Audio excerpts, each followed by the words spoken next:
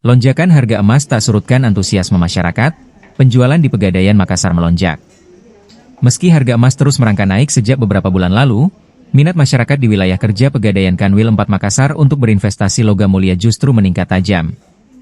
Hingga pertengahan April 2025, dua produk unggulan Pegadaian, cicil emas dan tabungan emas, mencatat pertumbuhan signifikan. Data menunjukkan peningkatan omset cicil emas mencapai 228%, sementara tabungan emas tumbuh 183% dibanding periode sama tahun lalu. Kepala Departemen Bisnis Support PT Pegadaian Kanwil Makassar, Iwan Darmawan, menyebut tren ini dipicu kesadaran masyarakat akan pentingnya investasi sebagai lindung nilai di tengah volatilitas ekonomi global. Dominasi cicil emas terlihat dari total gramasi yang terjual, yakni 300 kg, lebih tinggi dari tabungan emas yang mencapai 150 kg. Iwan menjelaskan, skema cicilan memungkinkan masyarakat memiliki emas dalam jumlah besar tanpa perlu membayar lunas di awal. Selain itu, produk ini tersedia dalam berbagai merek seperti Galeri 24, yang populer karena desain estetik dan harga terjangkau.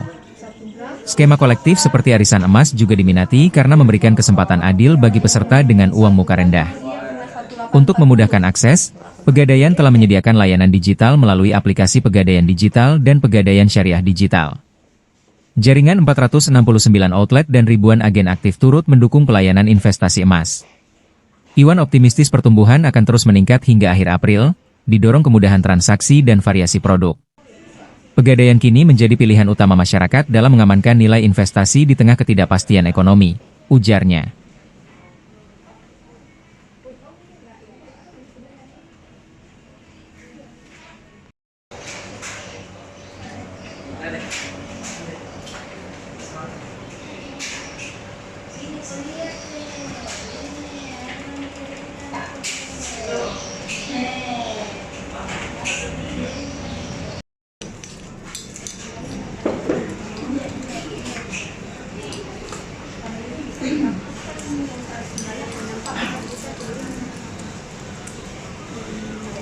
Download Tribun X sekarang, menghadirkan lokal menjadi Indonesia.